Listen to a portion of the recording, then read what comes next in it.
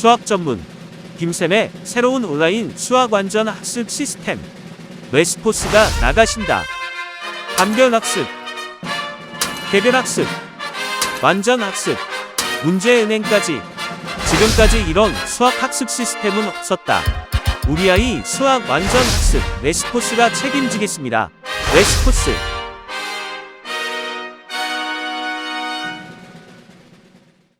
오늘 이제 저희 예비 중 대상으로 설명회를 준비를 했고요.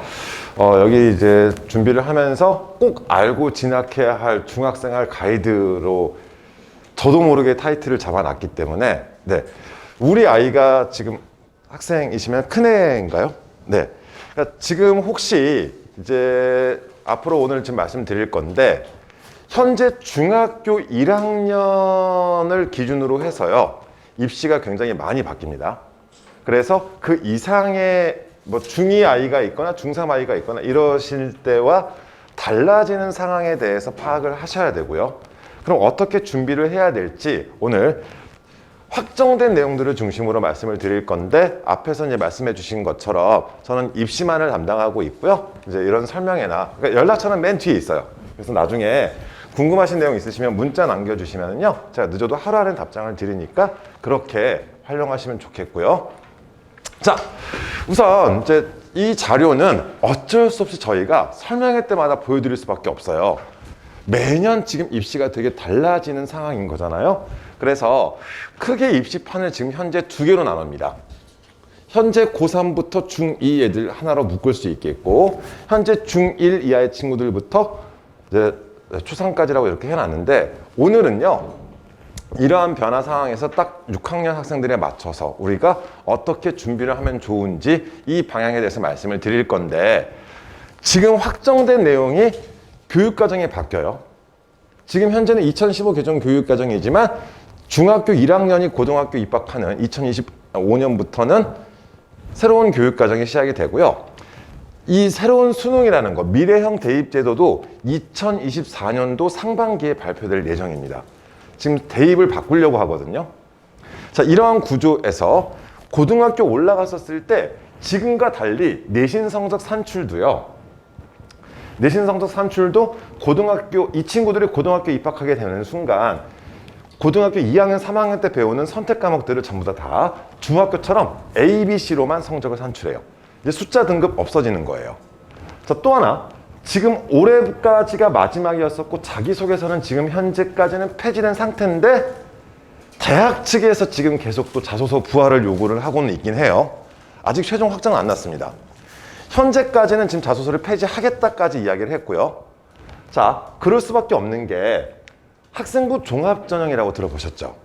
학생부 종합전형의 기본적인 방향이 세 가지가, 필요한 서류가 세 가지인데 학생부 추천서, 자소서였었습니다. 그런데 추천서는 작년부터 없어졌고 자소서는 올해까지 하고 없어질 예정이거든요. 남는 게 학생부 하나예요. 그런데 학생부에서도 하지 말라는 게 너무 많아요. 대입에 반영하지 않겠다라는 게 되게 많아졌거든요. 봉사도 하지 말라고 그러고요, 대회도 나가지 말라고 그러고요. 그러니까 부모님들이 그냥 일상적으로 들으셨던 비교과라는 말을 이제는 거의 반영하지 않습니다. 그러다 보니까 학생부 종합전형도 성적 중심으로 진행할 수밖에 없는 거잖아요, 대학 측의 입장에서는. 그래서 자소서 쪽을 계속해서 이야기를 하고 있는데, 이거는 나중에 또 이 미래형 대입제도와 같이 나올 거니까 그때 더 자세히 말씀드릴 수 있을 것 같고요. 내후년 상반기가 되겠죠. 자, 그 다음 고입 부분에 대해서도요, 영재학교하고 과학고로만 남겨놓고 외고, 국제고, 자사고를 일반고로 전환하겠다라고 했는데 지금 보류된 상태입니다. 이것 역시, 이것도 올해 12월 달에 다시 발표를 한다라고 하는데, 자, 지금 어때요? 굉장히 많이 바뀌죠. 자, 뭐 하나만 바뀌어도 거기에 맞춰서 준비할 게 많아지는데 그냥 아예 새로운 판이라고 생각하시면 좋을 것 같아요. 그래도 혹시 중1 학부모님 계시다면 죄송하지만 우리 6학년들은 바뀌는 1년을 한번 보고 나서 준비할 수 있는 상황이니까 조금 더 여유를 가지시고 보시면 좋겠고요. 자, 오늘 이러한 내용들에 대해서 설명을 드릴 거고요. 자, 또 하나, 지금 현재 분위기에 대해서 한번 말씀을 드릴게요. 고교 학점제란 말 들어보셨을 텐데, 고교 학점제가 막 엄청나게 변화가 되고 이거 아니에요.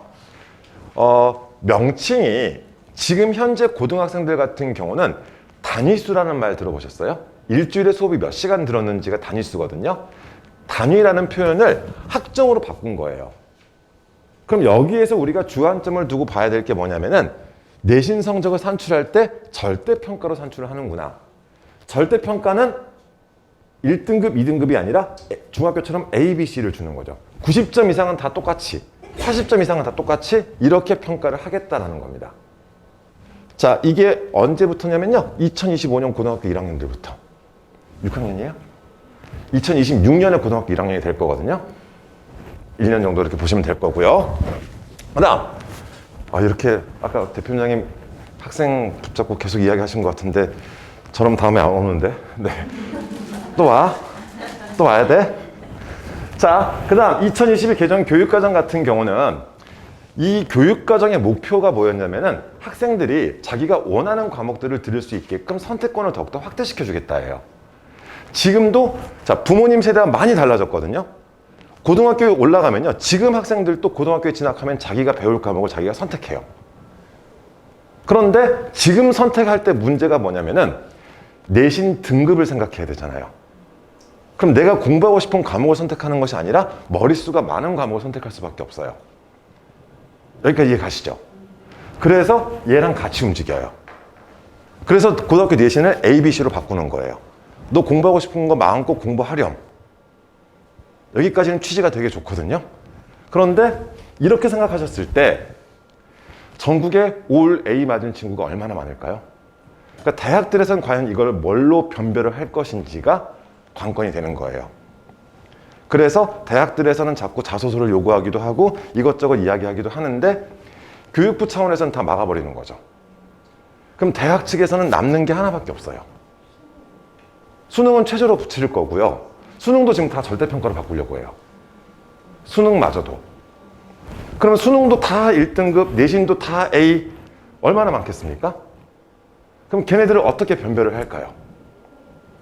남는 게 딱 하나예요. 면접. 면접이요. 이 면접 같은 경우에 대해서도 관심 있게 봐주셔야 될 게 작년, 재작년 코로나가 그렇게 심한 와중에 주요 대학교에서는 어떻게든 불러다 면접을 다 봤어요. 하다못해 옆방에서 카메라로라도 면접을 다 진행을 했습니다. 면접 포기하지 않아요, 지금. 서류가 다 비슷한 상태, 성적도 다 비슷한 상태, 그럼 결국 관건은 얼마나 잘 자기의 생각을 표현할 수 있는지 형태거든요. 자, 그럼 면접 준비는 어떻게 해야 되느냐? 지금은 준비 이렇게 하실 게 아니라 지금은 그냥 인풋의 시간이라고 생각하세요. 13살짜리가 얼마나 알겠습니까? 더 많이 채워놔야지 아는 게 많을수록 더 표현이 잘 되는 거잖아요. 이해 가시죠? 그리고 나중에 스킬적인 것들은 그때 가서 준비하셔도 되는데 이 스킬적인 것 제외하고 우선은 지금 더 많이 채워놓자 잡학다식한 것도 좋은 방향이 될 거고 혹은 자기의 관심 분야에 대해서 조금 더 깊게 그리고 또 하나 말씀드릴 수 있는 게 용어예요. 책을 많이 읽은 아이와 책을 많이 읽지 않은 아이의 차이가 언제 처음 나타나냐면요. 한 중학교 2학년쯤 되면요. 바로 이제 그때부터 티가 나기 시작을 해요. 그 전까지는 책을 많이 읽었는지 안 읽었는지 저희가 잘 확인을 못 해요. 근데 한 중2, 중3쯤 되잖아요. 이야기를 하다 보면요. 학생들이 자기가 구사할 수 있는 어휘의 한계가 나타나요. 그러니까 똑같은 답변을 하는 것 같은데 같은 말인데 왠지 조금 더 그럴싸하게 대답을 하는 친구가 있는가 하면 같은 말을 하는 것 같은데 왠지 좀 저렴해 보인다고 해야 되나요? 자기가 이제 한계치가 온 거죠. 그러면 지금 우리 초등학생 시절 중학교 1, 2학년 때까지는 책을 많이 읽으면 좋은데 그게 잘 안 되니까 어휘 공부라도. 국어 어휘 되게 중요합니다. 이것도 하나 또 말씀드릴 게 뭐 뒤에서도 말씀드리겠지만 우리 영어학원 다니죠. 아이들.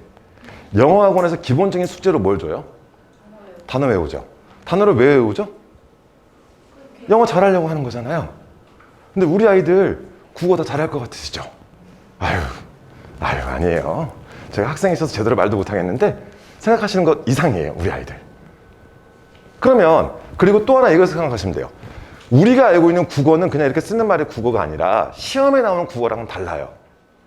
시험에 나오는 국어는 애들한테 외국어예요. 그럼 그 국어를 잘할 거면 당연히 단어를 좀 외워놔야지 접근하기 훨씬 수월한 거고요. 그래서 서점에 가보시면 요즘은 영어의 어휘책만큼 국어도 어휘책들이 나와 있습니다. 잘 팔리니까 많이 나와 있겠죠? 그러면 아이들한테 어휘 공부를 매일 조금씩이라도 시켜주시는 것을 추천드리고요. 이렇게 말씀을 드리는 게 부모님 세대가 달라진 거를 이해하셔야 된다고 그랬죠. 부모님 세대 때는 초등학교 졸업 선물로 뭘 받으셨는지 혹시 기억나세요? 보통 사전 3종 세트 나옵니다. 국어사전, 영안사전, 영영사전 뭐 이런 식. 근데 요즘 사전 언제 마지막 봤어요? 더 이상 안 물어볼게. 이것만 대답해줘. 초등학교 5학년 때요. 초등학교 5학년 교육과정에서 사전을 보거든요. 그리고 나서 국어사전 더 이상 안 봐요. 보니? 그렇죠. 보통 검색을 해요. 그런데 검색을 하는 것은 그냥 일시적인 거고 사전에 보면 그게 더 어휘가 익혀지는 거거든요. 근데 우리 아이들 귀찮아 하잖아요. 그래서 어휘라도 좀 익히는 방향, 거기까지 말씀을 드렸고요. 자, 최근 들어서 이 자연계열 쪽에 대한 선호도 그리고 자연계열에 대한 강세가 아마 당분간은 계속 지속될 거예요. 의약학계열 쪽에 대해서 이 선호도가 되게 높고요. 특히나 이제 지역인재까지 확대가 되면서 이제 공부 좀 조금 한다라는 친구들은 대부분 다 의약학계열을 준비를 하는 방향이거든요. 그런데 수학과학을 잘하는 자연계열 쪽 친구인데 의학계열이 아니다 싶은 친구들, 자기는 피는 정말 싫다 이런 애들도 있거든요. 그런 친구들 같은 경우는 그래도 공학계열 쪽, 요즘 반도체학과 이런 계약학과들도 굉장히 많이 선발하고 있고요. 얘네들은 계약학과가 뭐냐면요, 대학교 입학할 때부터 취업 확정이에요. 그러니까 기업체하고 대학하고 협정을 맺어서 아이들을 미리 선발하는 거거든요. 그러니까 반도체 계열 같은 경우에 대해서는 인력이 계속 부족한지 계속해서 아이들을 뽑아갑니다. 그래서 자연계열 쪽, 만약에 학생의 장래 희망이 정해져 있지 않다면 우선 준비는 자연계열로 방향 맞추셔 주시는 게 더 도움이 될 거고요. 정말 하나만 더 물어봐도 되니 친구야? 장래 희망이 뭐야? 무슨 선생님 되고 싶어? 그럼 공부 잘해야겠네요. 네.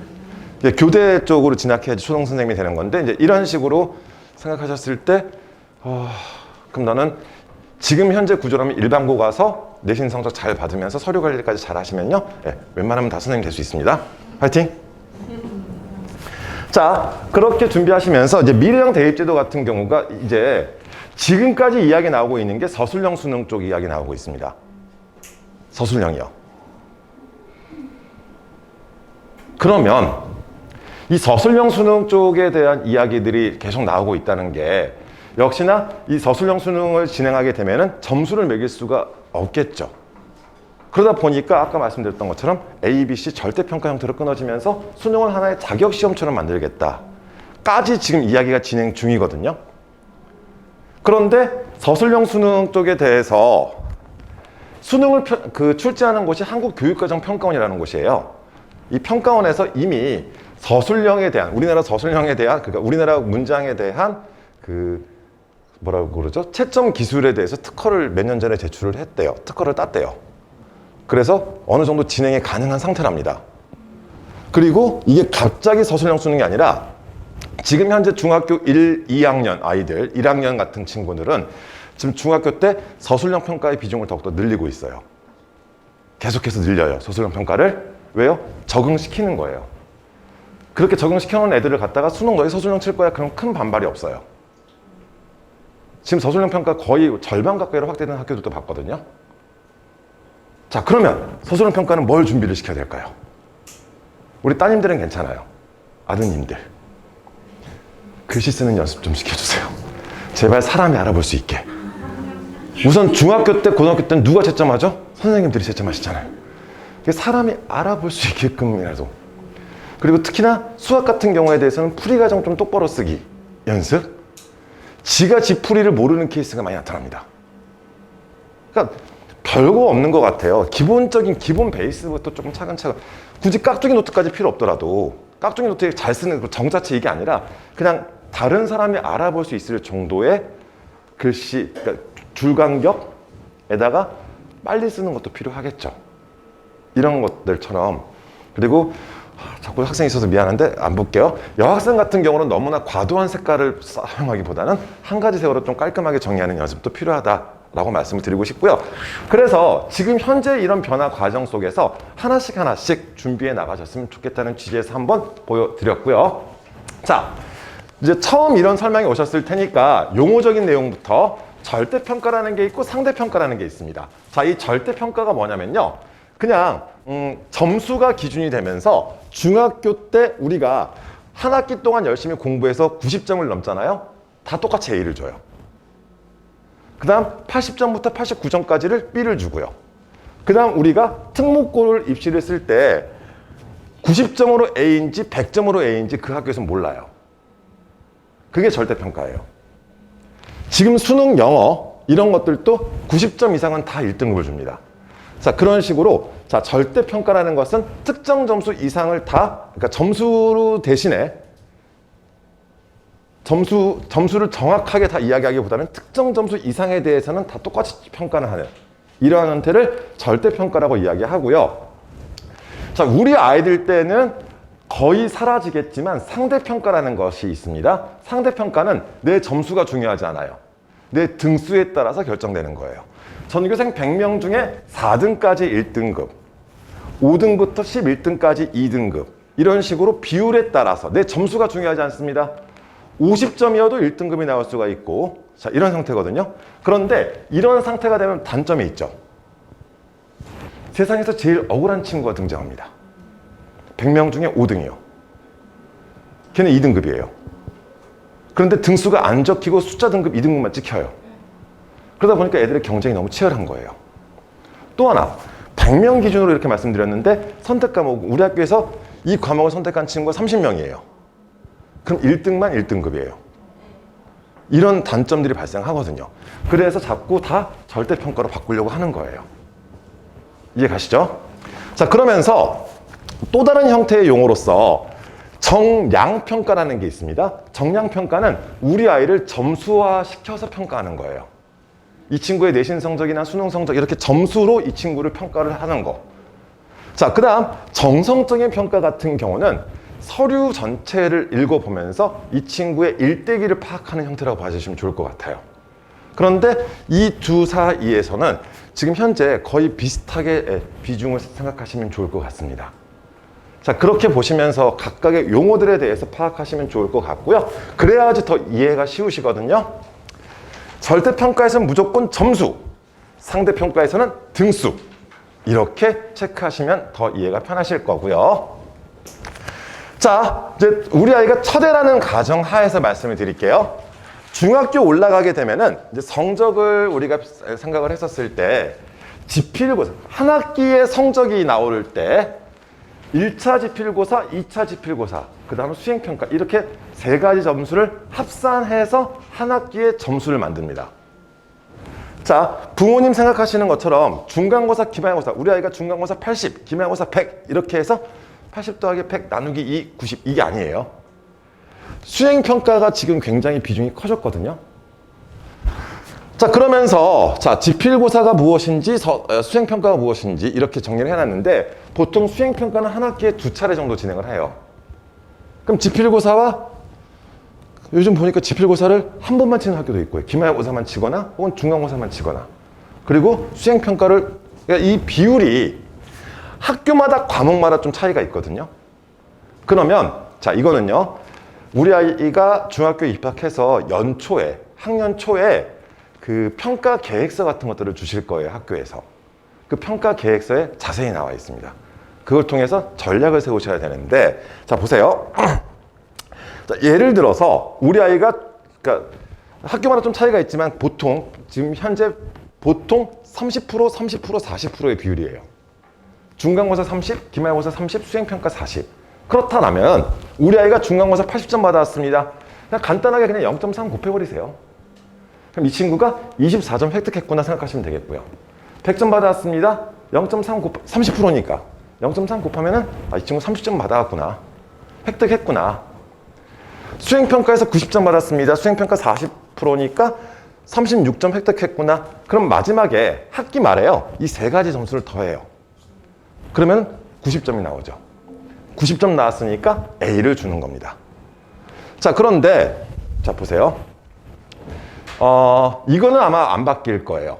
우리가 지금 현재 특목고 입시를 준비할 때 특히나 과학고나 뭐 외고나 국제고 이런 학교, 자사고까지 이런 학교들을 준비할 때요. 이게 지금 중학생의 학생부 성적이거든요. 여기에서 우리가 고임용을 클릭하게 되면은 얘가 지워집니다. 점수가 지워지고 이것만 제공이 돼요. 이해 가세요? 이게 절대평가예요. 그럼 이 친구가 90점으로 A인지 100점으로 A인지 학교에서 몰라요. 에이, 다 할 수 있잖아요. 요즘 원서 제출할 때 클릭으로 다 하거든요. 학생부 넘길 때도. 우리가 학생부를 뭐 지우거나 이러지 않아요. 그냥 원서 클릭 고임용 2 이렇게 해서 딱 클릭하게 되는데 클릭하게 되면은 아예 얘가 사라져요. 그냥. 그럼 상급 학교에서는 이거밖에 확인을 못 하는 거죠. 자, 이렇게 생각하시면서 성적을 관리하실 때 더불어서 앞에서 선생님께서도 열심히 이 근처 학교들 분석해 주신 것 같은데, 자, 그 아까 말씀드린 것처럼 그 평가 계획서를 보시게 되면 이런 식으로 요즘 되게 잘 나와요. 그래서 지필고사 30%, 기말고사 30%. 그런데 지금 보시다시피 이 학교 수학은 중간고사에서 단답형 객관식이 안 나오고 서술형으로만 나오네요. 그러니까 아예 이런 식으로 명시를 하거든요. 그럼 우리가 준비를 시킬 때 특히나 중학교 1, 2학년 때 같은 경우는 조금 이거를 같이 봐두시면서 아이한테도 같이 설명을 해주시면서 아이가 앞으로 혼자 준비할 수 있게끔 도와주시는 것도 필요하겠죠. 이런 자료를 보실 때. 수행평가 역시 어떤 식으로 수행평가가 진행된다가 내용 나올 것이고 세부적인 평가 방법들도 이렇게 명시를 하고 몇 점이 몇 점 돼 있는지도 이렇게 나타나니까 요즘은요 과제형 수행평가가 금지되어 있는 형태거든요. 과제형 수행평가는 집에서 숙제로 내주는 형태의 수행평가를 원칙적으로 금지를 해놓은 상태예요. 지금 코로나 때문에 여러 가지 뭐 이제 가끔 집에서 하는 경우도 발생하긴 하는데 원칙적으로 수업 안에서 수행평가가 다 끝나요.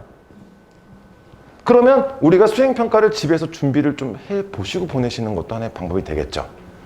죄송한데 특히 남학생들. 자기 생각 없이 살아가는. 네. 죄송해요. 네. 여학생들은 그래도 자기가 관심 가지고 신경 쓰더라고요. 남자애들은 그게 멋이라고 생각하는 것 같아요. 그래서 네, 막 무시하고 그날 닥쳐서 하는데 당연히 실패하겠죠. 글씨도 못 쓰는데. 그래서 이런 식으로 한번, 그러니까 이게 중학교 때는요 연습이 되게 많이 필요하다라는 거 말씀을 드리고 싶고요. 그래서 한 번은 가르쳐 주시고 한 번은 또 혼자 하는 연습도 필요할 거고 이렇게 자기 걸로 좀 소화를 시킬 수 있게끔 도와주시면 좋겠고, 다른 과목도 마찬가지입니다. 비단 수학뿐만 아니라 국어 과목 역시 마찬가지. 객관식 몇 프로, 서술형 몇 프로, 수행평가는 뭐가 진행되고, 자, 이런 식으로 다 나오기 때문에 꼭 이런 자료들을 확인하시면서 앞으로 내신 관리가 무엇이라는 거. 내신은 관리를 해야 되는 거거든요. 이 성적 같은 경우에 대해서도 점수만으로 생각하시기보다는 이 그 과정에서 이 친구들이 그러니까 기말고사 성적표에서 봐야지 몇 점씩 확보를 했는지가 나와요. 그래서 그 전까지는 학기 말까지는 최선을 다할 수 있게끔 그렇게 도와주시면 좋겠고요. 자, 이번엔 2022 개정 교육과정에 대해서 말씀을 드릴게요. 지금까지 발표된 바에 의하면, 자, 이제 개정 교육과정의 총론 정도가 발표가 됐고요. 지금 어떻게 과목들이 구성되는지 이런 것들까지는 나온 상태인데, 이제 교과서는 내년에 개발을 한대요. 그래서 이제 교과형 도서를 개발을 하고 2024년도에 초등학교 1학년부터 보급하기 시작을 하고, 자, 2025년도에 중고등학교에 적용하기 시작하겠다라고 해서 지금 진행 중입니다. 이거는 확정 발표돼서 지금 진행 중이에요. 안 바뀝니다, 얘는. 자, 그런데 우리가 또 관심 있게 봐야 될 게 뭐죠? 어떤 과목들이 생기는지도 확인하셔야겠죠. 그래서 자, 이거 보시면요, 과목은 지금 과목 구성안에 대해서는 정리를 해서 넣어놨습니다. 이거는 지금 발표됐고 뭐 일부 과목명이 조금 달라질 수는 있겠지만 이 틀 그대로 유지하겠답니다. 그래서 자, 1학년 때 배우는 과목들을 공통과목이라고 불러요. 이 과목들은 자, 이제는 무슨 말인지 아시겠죠? 상대평가 등급이 나옵니다. 무슨 말인지 이해 가세요? 1학년 때는 숫자 등급이 상대평가로 애들을 하겠대요. 이 과목들에 대해서는. 그런데 2학년, 3학년 때 이 많은 선택 과목들 중에서 학생들한테 자유롭게 선택하게끔 해놨어요. 그럼 얘네들은 뭘로? 절대평가로 등급을 산출하겠다. 죄송합니다. 절대평가로 등급을 산출하겠다. 이제 ABC로 산출하겠다는 거예요.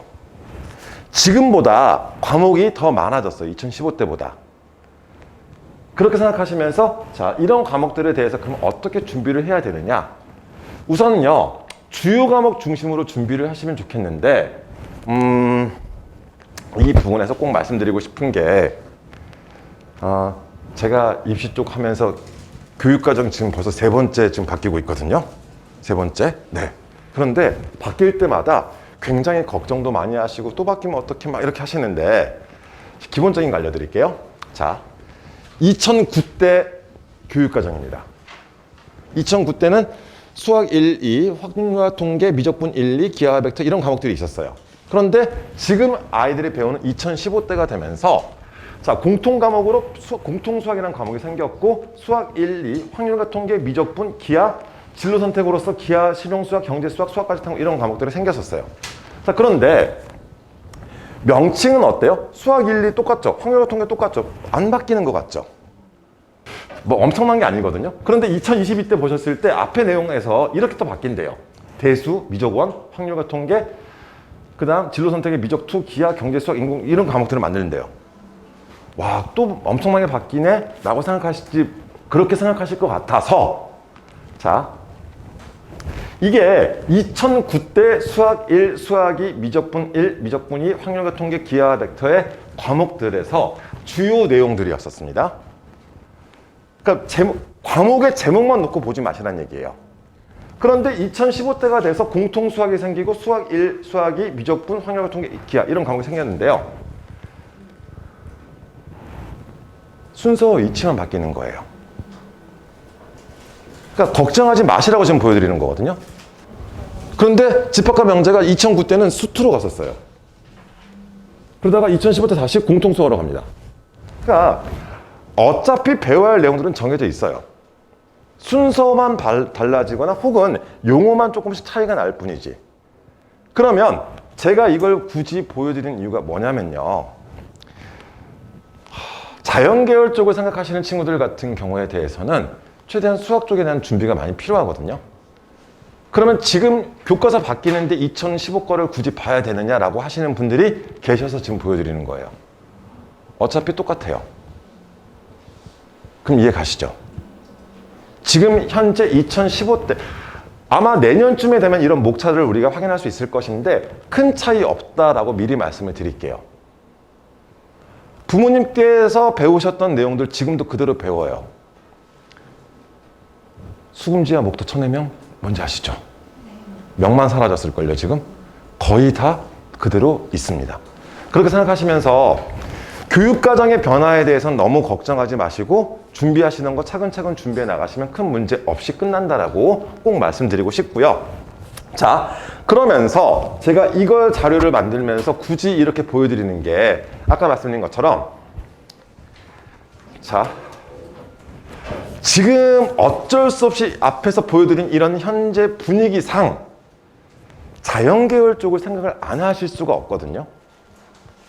그런데 자연계열의 방향성은 크게 2개예요. 첫 번째는 당연히 의학계열이 있겠죠. 의학계열 같은 경우에 대해서 생각하셨을 때 지금 상황으로만 말씀을 드릴게요. 지금 상황에서 말씀을 드리면 지금 의학계열을 보낸다고 가정했었을 때 목표로 했었을 때 제일 신경 써야 될 게 뭐냐면 수능이요. 내신보다 수능이요. 왜요? 우선 제일 많이 뽑는 게 정시로 제일 많이 뽑고요. 2,700명. 거기다가 교과든 종합이든 논술이든 다 높은 수준의 수능 최저 학력 기준을 가지고 있습니다. 수능 최저 학력 기준이 뭐냐면은 이 친구의 서류를 평가하기 전에 이 친구의 수능 성적 등급을 확인을 해요. 그 등급을 충족한 애들만 데려다가 평가를 해요. 경북대가 올해 기준으로 과탐 포함해서 3개 영역 합 3이요. 국어, 수학, 영어, 과학 이것 중에서 과학 포함해서 3개 합 3, 즉 111이 나와야지 합격이 아니라 통과요. 그러면 아무리 내신이 좋아도 최저 못 맞추면 평가가 안 되는 거잖아요.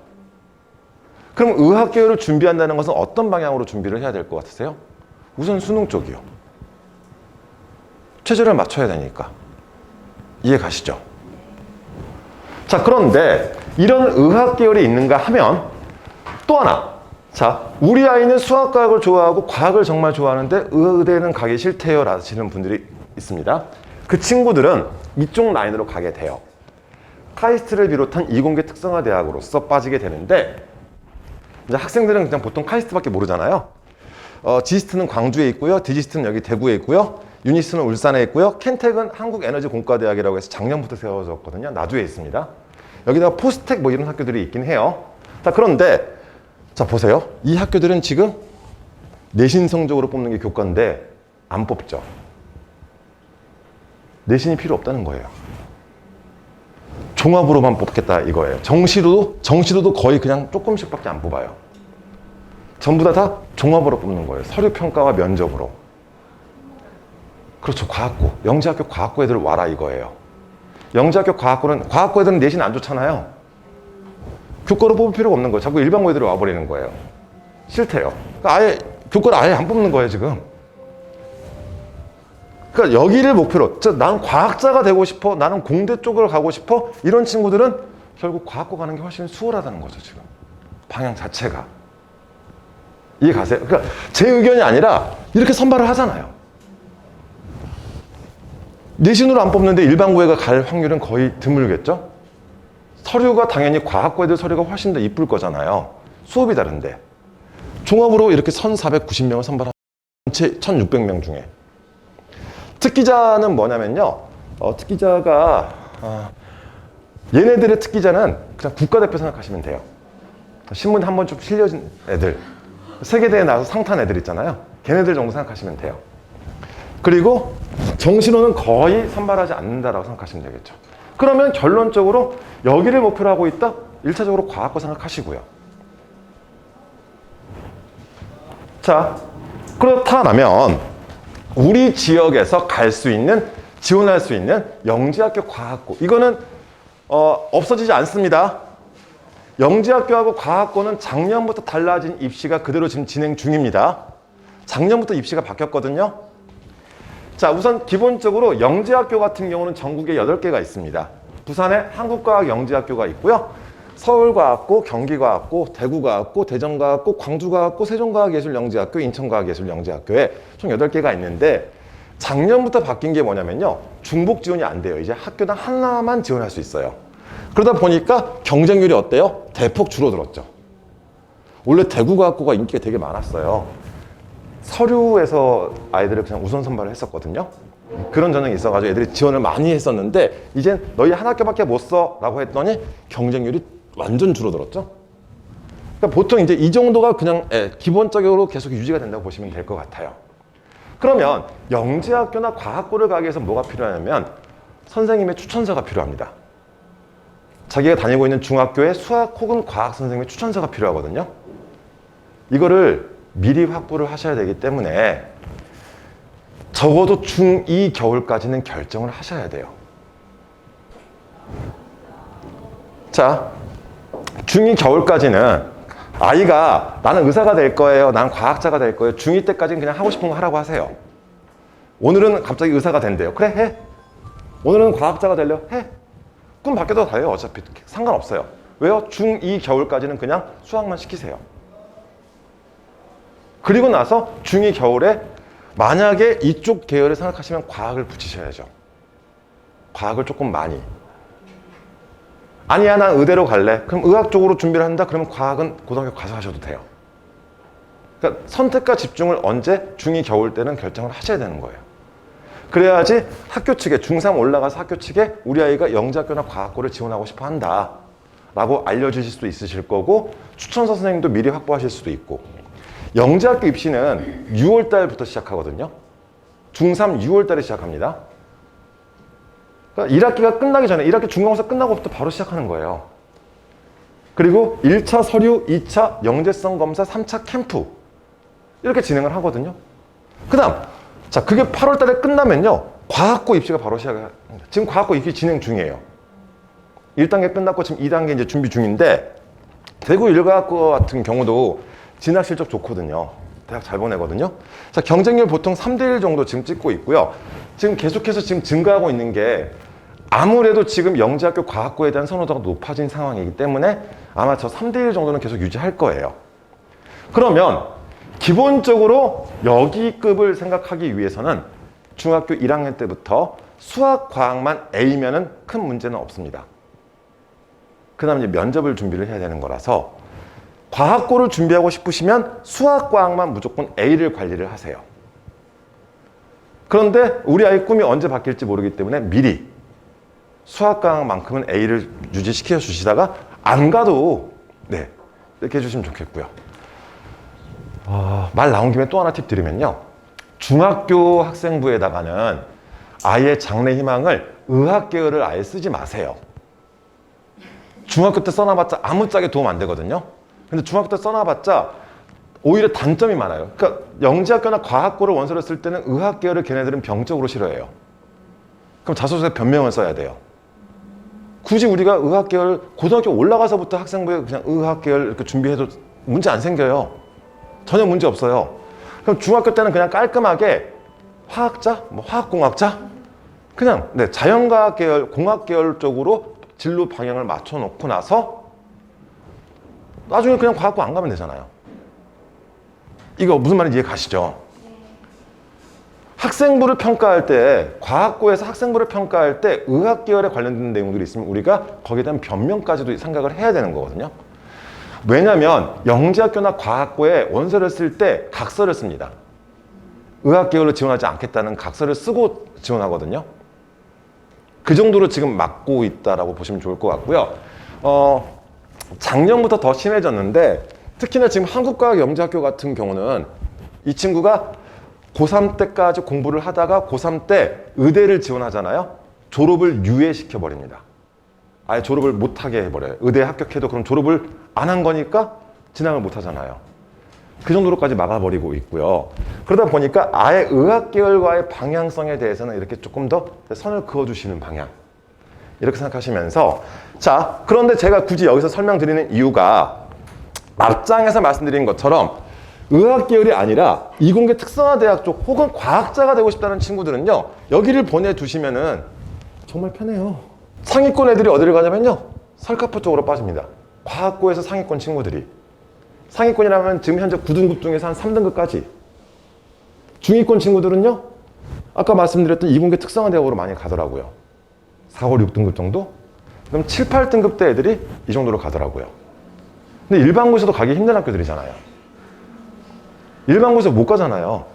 근데 과학고 한 6, 7, 8? 얘네들이 여기를 써서 가더라고요. 그럼 어때요? 보내보실만 하지 않나요? 그리고 가장 좋은 거는요, 고등학생 자녀가 집에 없습니다. 얼마나 행복한지 아세요? 그런 것들 생각하시면서. 그런데 대학은 또 잘 보내줘요. 그러니까 어머니들 상담하다 보면 딱 얘기하시는 게, 불만사항 같은 경우가 외출이 증가했다? 뭐 이 정도? 그거 말고는 특별하게 불만 없으시더라고요. 이렇게 생각하시면서 한번 우리 아이가 자연 계열인데 의학 계열이 아니다 싶으시면 이쪽 방향 한번 준비해 보시는 것도 좋은 진로라고 생각이 돼서 준비를 했고요. 올해까지 제가 이거 보여드리는 게, 올해까지 애들이 자소서를 썼잖아요. 저희가 과학고 애들도 자소서, 대입 자소서를 도와주다 보니까 애들이 지원하는 경향이 이래요. 그리고 합격 사례들도 이렇게 나오고요. 그냥 학교에서 안정이라고 했대요. 6등급짜리한테 디지트는 안정이니까 상향으로 뭐 카이스트 써보든지 이렇게 하자, 뭐 이런 식으로 잘 가요. 그리고 대구 일가고도 되게 잘 보내요. 그래서 한번 의학 계열은 아닌데 이런 쪽도 한번 생각해 보시면 좋겠습니다. 자, 그 다음, 자, 의학 계열을 희망하시는 분들을 위해서 또 하나 말씀을 드리고 싶은 게, 지역인재 전형이 지금 확대가 되거든요. 지금 현재도 40%까지 지금 확대를 시켜놓은 상태인데, 우리들한테 좋은 게 뭐냐면은, 현재 중학교 1학년 이하의 친구들 같은 경우는 지역인재 전형을 6년간으로 확대를 시켰습니다. 중학교 입학부터 고등학교 졸업까지요. 지금 현재 지역인재 전형은 이 지역에서 고등학교 입학부터 졸업까지 한 친구들만 해당이 되는 거였어요. 고등학교만. 그런데 지금 현재 중학교 1학년 이하의 친구들 같은 경우는 중학교 입학부터 고등학교 졸업까지 6년으로 확대가 된 거예요. 그럼 우리한테 훨씬 더 유리해진 거 아닌가요? 그런 생각 안 드세요? 대구 경북 지역의 지역인재를 주로 활용하는 친구들이 누구냐면요, 저기 포철고나 김천고 친구들이 되게 많아요. 포항제철고나 김천고처럼 전국 단위 선발 자사고에서는 서울 지역에서 내려온 친구들이 꽤 많거든요. 걔네들이 왜 여기까지 왔겠습니까? 아무런 연고도 없이 의대 가려고. 그런데 지금 현재 중학교 1학년부터는 그게 막히는 거잖아요. 의대를 가기 위해서 이 지역으로 못 내려오잖아요. 여기서 중학교부터 고등학교까지 다녀야 되기 때문에. 그래서 한번 도전해 보시라고요. 목표 가져보시라고요. 중1 이하의 학부모님들은. 지금 정말 포철고 애들하고 김천고 애들이 이 지역에서 의대 많이 쿼터 잡아먹어요. 그러면 걔네들이 빠지면요, 과연 어디 읍단위 애들이 올 수 있을까요?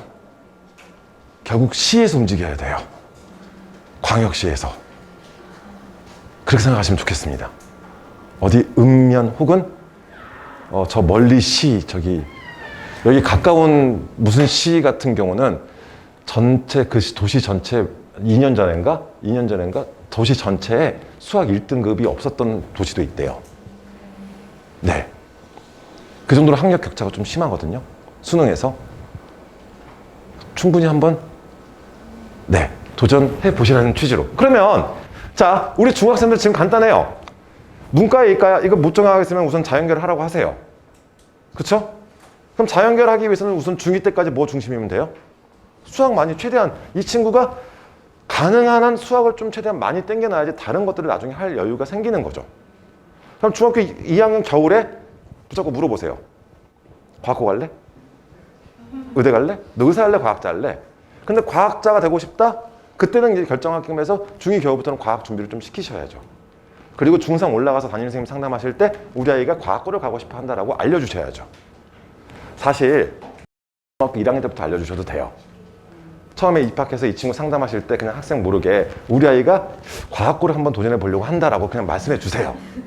그럼 학교 측에서도 이제 아이 성적 나오는 거 이런 것들을 보면서 학생부에 한 줄이라도 더 도움이 될 수 있게끔 적어 주시겠죠. 이해 가세요? 그러다가 성적이 안 나오면 그때부터 학교 안 가시면 돼요.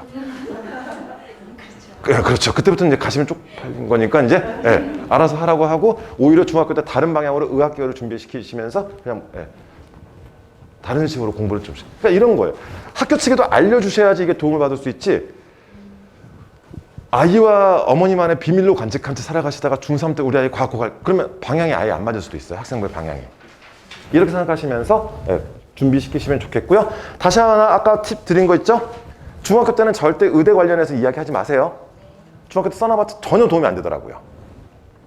자, 그 다음. 자, 그러면 왜 제가 수학을 그렇게 열심히 하고 중2 겨울부터 과학을 하고 막 이런 말씀을 드렸냐면요. 선행학습을 저 원래 싫어했거든요. 그런데 입시를 준비시키다 보니까 어쩔 수 없이 선행학습을 안 할 수가 없는 거예요. 자, 이게 뭐냐면 왼쪽이 좀 흐리게 보이시겠지만 왼쪽이 영재학교의 교육 과정이고요. 오른쪽이 과학고의 교육 과정인데, 좀 흐리게 나왔습니다만 자료집은 좀 깔끔하게 나왔나요? 자, 뭐가 나왔냐면 이제 보세요. 지금 현재 교육 과정으로 보셨을 때, 자, 여기 잠깐 봐주실래요? 공통수학을 일반고에서는 1학기 때, 2학기 때 1년 동안 배워요. 공통수학을. 그런데 얘네들은 한 학기에 6시간으로 끝내버려요. 남들은 1년 동안 나가는 그 분량을 6시간 동안, 한 학기 동안에 6시간 수업을 들으면서 그냥 끝내버려요. 책 한 권을. 첫 번째, 주 5일인데 일주일에 6번 들었대요. 그럼 하루에 수학이 2번 늘은 날도 있어요. 저 같으면 그날 죽을 거예요. 뭐죠? 수학이 좋아야 돼요. 수학을 좋아해야 하는 친구들만 버틸 수 있는 거예요. 그 다음, 준비가 안 돼 있으면 수업을 못 따라가겠죠. 엄청나게 빨리 뺀다는 거잖아요. 두 번째, 자, 거기서 끝나는 것이 아니라 과학이 있습니다. 통합과학을 배우는데 역시나 일주일에 6시간으로 통합과학. 일반고 친구들은 1년 동안 1학기, 2학기 나눠서 배우는 것들을 1년짜리를 한 학기 6시간으로 끝내버려요. 한 학기 6시간이면 또 마찬가지예요. 오늘은 과학에 2번 들은 날이에요. 저 울 거예요. 그런데 그게 끝이 아니라 물리학 1을 배워요. 또 1학년 입학하자마자 화학 1도 배워요. 그 다음 네, 2학년은 그래도 깨끗하게 네. 근데 네. 그런데 보세요. 오늘 같은 날 최악의 날은 수학 2번 두고 과학 2번 두고 물리 들고 화학 들었어. 아플걸요 그날? 그러니까 뭐예요? 기본적으로 수학 과학 좋아하지 않으면 안 되는 거예요. 두 번째, 지금 물투, 화투, 생투, 지구과학 네, 물화생지를 다 한 학기 때 끝내면서 1학년 때 끝내버려요. 준비 안 돼 있으면 수업 못 따라가겠죠. 그 다음 수학 쪽에서도 지금 좀 흐리게 보이실지 모르겠지만 우리가 알고 있는 앞에서 봤던 수 1, 수 2 이런 뭐 미적분 이런 과목들을 아예 안 배워요. 얘네들은. 공통수학은 필수 과목이라서 배우는 거지 그냥 우리가 알고 있는 수학 1, 수학 2, 미적분, 확통, 기하 이런 과목들 수업이 진행이 안 됩니다. 그럼 뭘로 하느냐? 1학년 2학기 때 심화수학이라는 과목을 진행을 해요. 심화수학이 뭐냐면요. 심화수학은 수 1과 수 2와 미적분을 압축해 놓은 게 심화수학이에요. 그러면 수 1, 수 2 미적분을 못한 친구들 어떻게 해요? 심화수학 수업 못 따라가겠죠. 심화수학 2를 나갑니다. 심화수학 2는 미적분, 확통, 기하의 내용들을 압축해 놓은 거예요. 그러니까 저희가 입학까지 시키는 것도 입학까지 시키는 건데 고등학교 측에서 어떤 애들을 선발을 하냐면요. 입시를 이렇게 생각해 주세요. 우리 학교에서 공부할 수 있는 자격이 있는지 이 친구를 뽑았을 때 이 친구가 그만두지 않고 끝까지 있을지 이 교육과정을 따라가 소화를 시킬 수가 있는지 여부가 입시라고 생각하시면 돼요. 대입에서도 고입에서도 마찬가지예요. 그러면 그러니까 선행을 저만큼 다 빼야 된다. 이건 차후의 문제고요. 첫 번째 수학과학을 정말 좋아해야 돼요. 수학과학을 좋아해야지 이 수업을 따라갈 수 있는 거예요. 자, 그 다음 자 이거는요.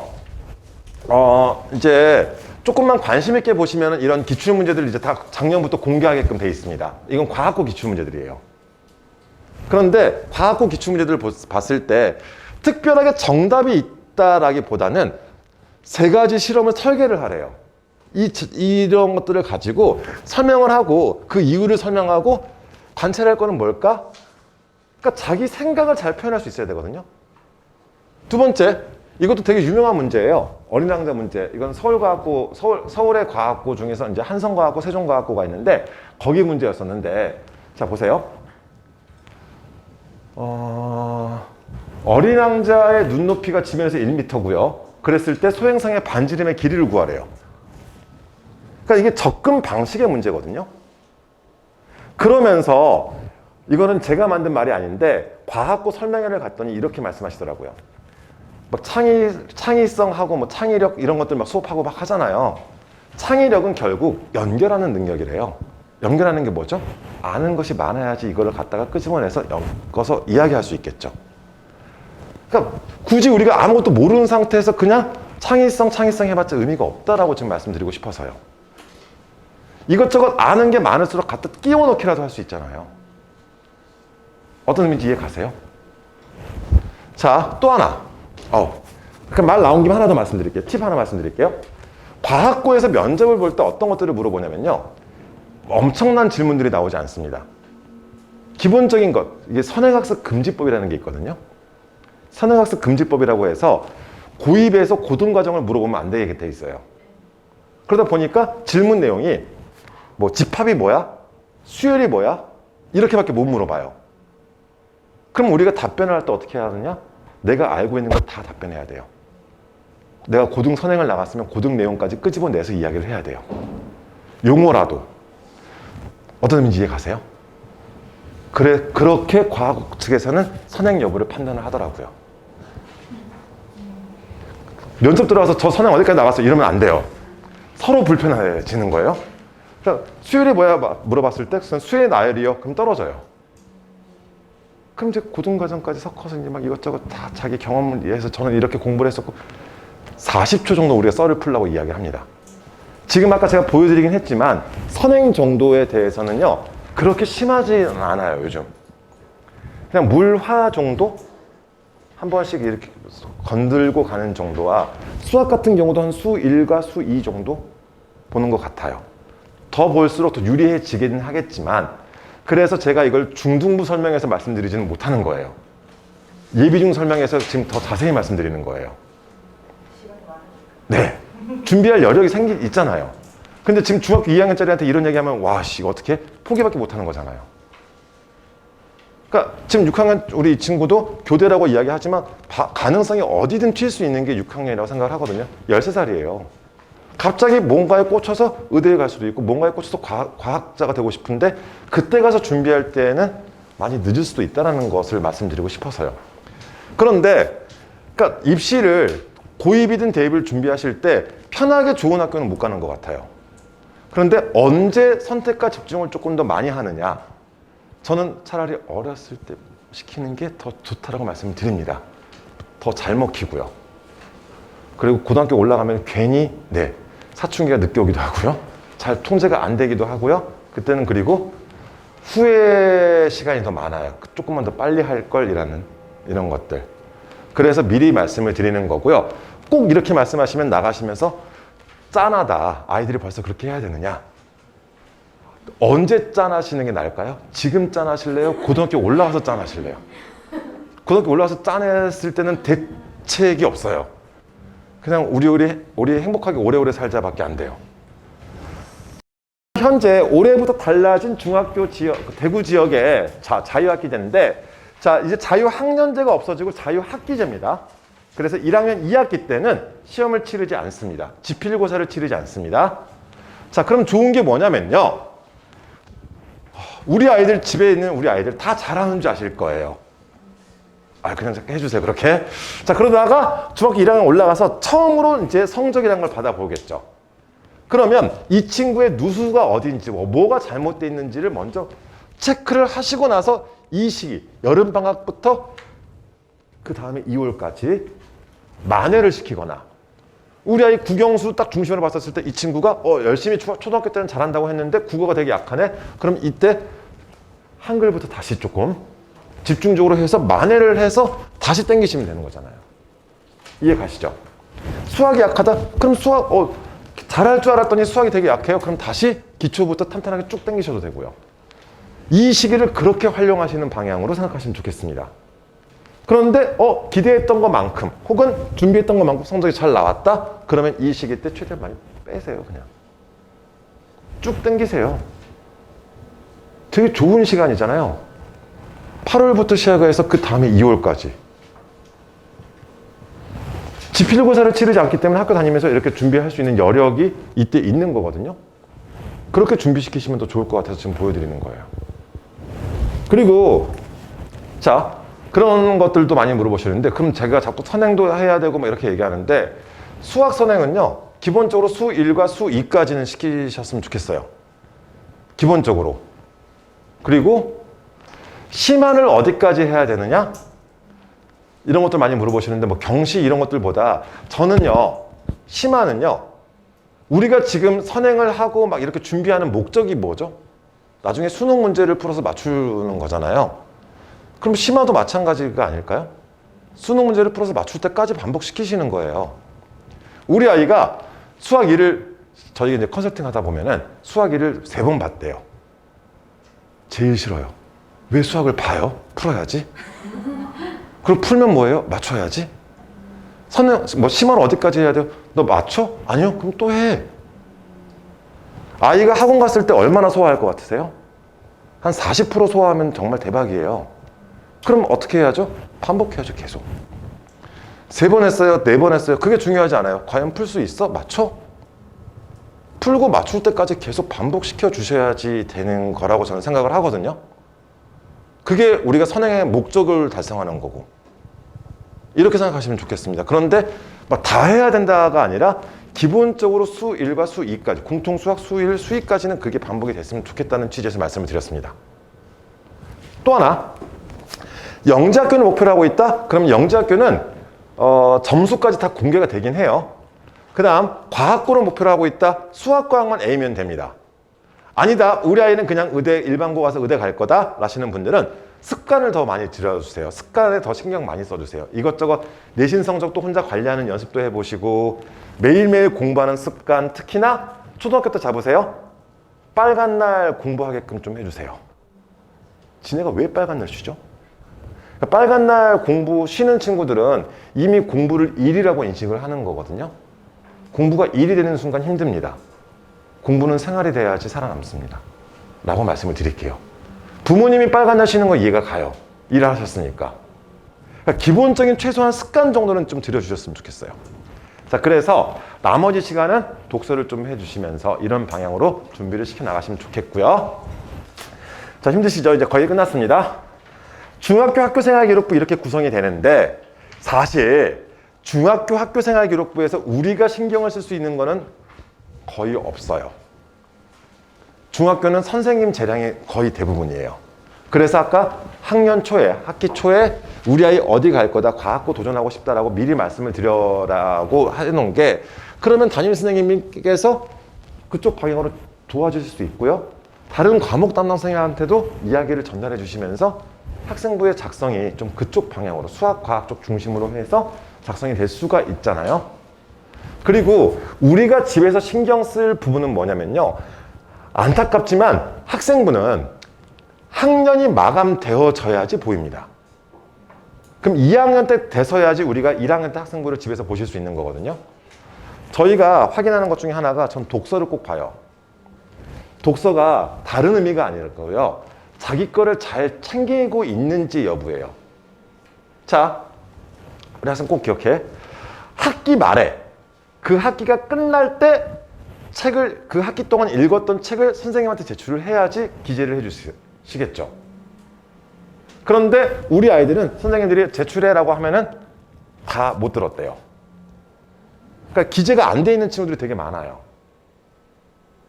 자기 거를 잘 챙길 수 있는지를 체크를 하시면 좋겠다는 취지로 말씀을 드립니다. 그리고 이것도요. 공통은 담임 선생님한테 제출을 하는 거고요. 과목 선생님한테 하나씩 제출을 하시는 게 좋아요. 그 과목이 그 한 학기에 국어에 한 권, 뭐 영어에 한 권 이렇게 선생님들한테. 그러면 과목마다 올라갑니다. 그리고 제가 1학기, 2학기 이게 선생님께서 따로 1학기, 2학기를 쓰시는 게 아니라 입력 시기에 따라서 1학기, 2학기가 자동으로 찍혀서 나와요. 그럼 자기 거를 얼마나 잘 챙기고 있는지를 확인하실 수가 있는 거예요. 이해 가시나요? 자기 관리 때문에 제가 이거를 되게 중요하게 보거든요. 저는 애들한테. 나머지는 우리가 할 수 있는 게 아니니까. 선생님이 제출하는 건 잘 제출하는 친구인지 아닌지 여부요. 학기 말에 이건 부모님께서 꼭 책 제출하라고 해주시고요. 그게 아니면 독서교육종합지원 시스템 대구 독서교육종합지원 시스템이라고 아마 이제 내년에 중학교 입학하게 되면 가입하라고 할 거예요. 독서교육종합지원 시스템 거기다가 독후감을 이렇게 올려두시면은 나중에 학기 말에 그거 이렇게 읽었다라고 해서 말씀하시면 됩니다.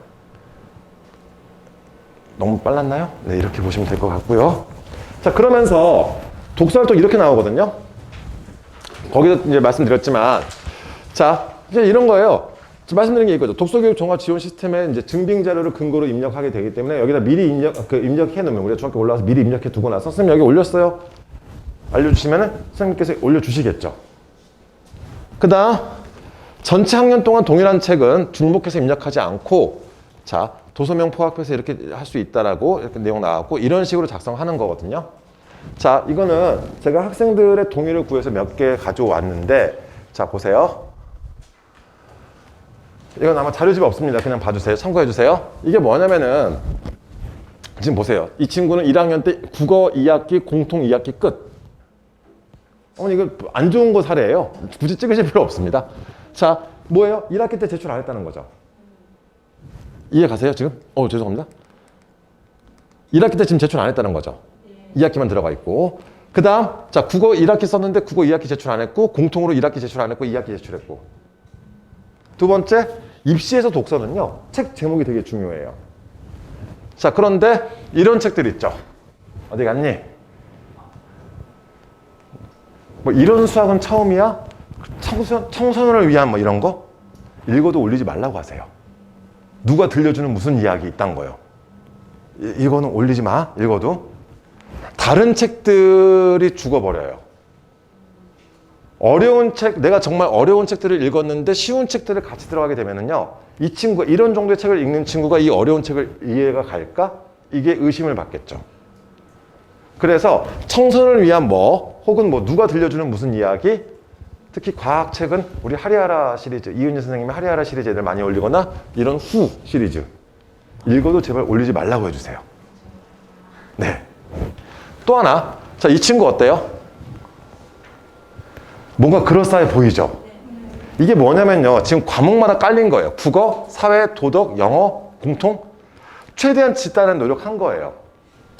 자기가 관리하는 거죠. 저희가 알려줬더니 이렇게 이게 중학생이 똑같은 중학생이에요 지금.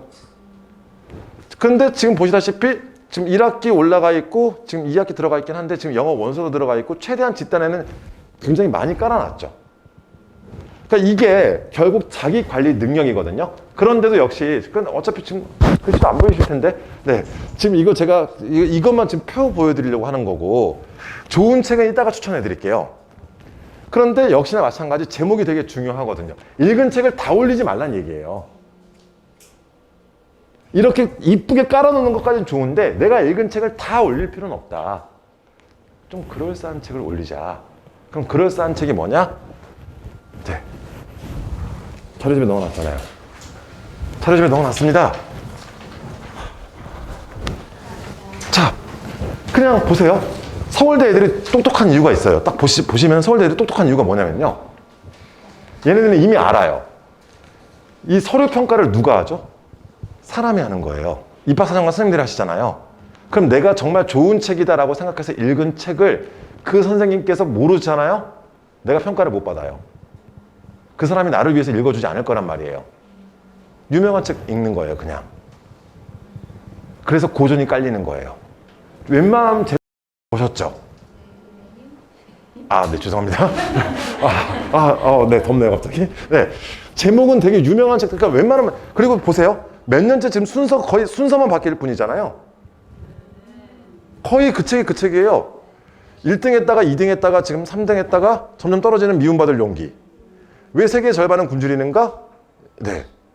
그러니까 거의 그 책이고요. 그리고 또 하나, 이런 것들을 통해서 이 친구의 장래 희망을 유추할 수 있습니다. 이런 식으로, 그러니까 우선 중학교 때 여기 있는 책들 읽혀두세요. 이해 가시죠? 전부 다는 아니더라도 한 10권 내외 정도 가지고 계시면 훨씬 더 수월할 거예요. 죄송합니다. 또 이게 힘이 됐나요? 네, 힘든 일인가요? 자, 이렇게 내용 봐주시면서, 자, 마지막 이제 정리를 해드리겠습니다. 자, 저는 교과서 되게 중요하게 생각을 합니다. 그래서 학생들이 교과서를 꼭 차근차근 볼 수 있는, 그리고요, 우리 아이들 요즘 학교 사물함에 교과서 많이 보관하잖아요. 첫 번째 1학년 1학기 입학하고 나면요, 시험 기간에 이 친구가 책을 가지고 집에 오는지 확인 한번 해보세요. 그냥 가져오라고 시키지 마시고 한번 찬찬히 보세요. 이놈이 시험 기간에 과연 교과서를 가지고 집에 오는지 안 오는지. 왜 그렇게 말씀드리냐면요, 그렇게 집에 안 가져오는 친구들이 고등학교에 가잖아요. 지 책이 어디 있는지 몰라요. 그런데 교과서, 우리 아이들이 프린트 열심히 보는데 프린트는 뭘 요약해 놓은 거예요? 교과서 요약해 놓은 거죠. 원본을 좀 볼 수 있게끔 해주시면 좋겠고요. 그래서 교과서 중요하다는 거 다시 한번 말씀을 드리는 거고요. 두 번째, 필기 방법에 대해서도 이거는 제가 만든 게 아니에요. 참고하시라고 지금 뒤에 자료집에 다 넣어놨습니다. 이런 식의 필기 방법들도 있다라는 거 체크하시면서 지문이 많은 수업, 학습 내용의 시간의 흐름이나 위계가 있는 수업, 혹은 문제풀이가 중요한 수업이나 그림이나 사진 그러니까 이런 것들도 여학생들은 저는 괜찮다고 봐요. 남자애들한테는 한 번씩 보여주면서 따라하라고 좀 해주세요. 눈으로 보지 말고 직접 한번 써보라고. 진짜 남자애들 네. 그리고 필기만 한다고 공부가 되진 않습니다. 그쵸? 이런 것도 생각하시면서 하나하나 준비하시고요. 그래서 공부하는 방법까지 다 넣어놨고요. 중학교 이제 저희가 더 이상 못 만날 거를 대비해서 우리 아이가 내년에 중학교 딱 가잖아요. 3월 달에 한번 물어봐 주세요. 무슨 과목이 제일 재미없어? 재미없는 과목이요, 성적이 안 나오는 과목일 거예요. 재미가 없다는 것은 뭐예요? 못 알아먹고 있다는 거거든요. 그러니까 여러 가지 이유들이 있겠죠. 성적이 안 나오는 이유는. 그런데 제일 재미없는 게 뭐냐? 그러니까 아이들도요, 자존심이 있습니다. 뭐가 제일 힘들어, 뭐가 제일 어려워 물어보면요. 다 괜찮다라고 얘기할 거예요. 나중에 점수는 안 나옵니다. 그럼 뭐가 제일 재미없어라고 했었을 때 서로 대화가 안 통하는, 그러니까 학교 선생님 되게 열심히 수업하시겠는데 어떤 친구가 중학교 1학년 때부터 난 잘 거야 라는 친구 없잖아요. 자기가 설마 자로 학교를 가겠습니까? 그런데 못 알아먹는 거예요. 결정적으로 6학년 때까지 공부를 했던 친구들은 초등학교에서 제일 높은 학년이었죠. 그런데 사범대 출신 중고등학교 선생님들은 어때요? 최악의 경우 말씀드릴까요? 중학교 1학년짜리인데 작년에 고3 가르치던 분이 내려오셨대요. 그럼 고3 선생님 열심히 수업을 하세요? 우리 중1짜리가 그럼 과연 얼마나 알아먹을까요? 그러다 보니까 그 과목에 재미가 없는 거예요. 재미가 없다는 것은 소화를 못 시키고 있다는 거잖아요. 재미없는 것들에 대해서 뭔가 대책을 세우시고 준비를 시켜주셔야죠. 그리고 애가 재밌잖아요. 기분 좋은 상상 한번 해보실래요? 막 밤새 공부해요. 제발 그만 잠 좀 자라 좀. 네. 즐겁지 않으십니까? 이 상상만으로도? 애가 공부 좀 그만하고 잤으면 좋겠다 제발. 막 이런. 그런데 지가 재밌으면 해요. 게임 생각하세요. 우리 이사님 설명할 때 많이 하셨던 건데 지가 게임 잘하잖아요. 우리 아이가 모든 게임을 다 하지 않습니다. 특정 게임 한두 개만 해요. 왜요? 지가 잘해야지 재밌거든요. 게임도.